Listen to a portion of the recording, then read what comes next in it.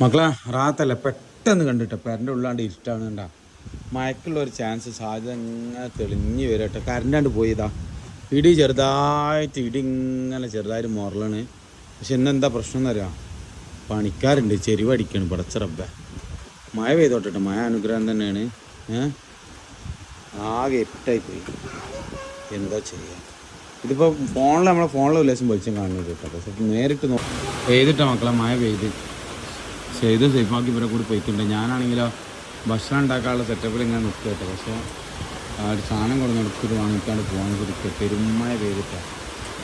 ഇതിനുള്ള ആ ഇട്ട് കൂടുതൽ ഇതിനുള്ള തന്നെ കിട്ടുക. ചെറിയൊരു മുറലും കൂടി കേട്ടപ്പോൾ ഉറപ്പായി സംഭവം തന്നെ പെരും. എന്താ മഴ അടിപൊളി മഴ, പെരുമഴ. മനസ്സിലാക്കട്ടെ തേങ്ങ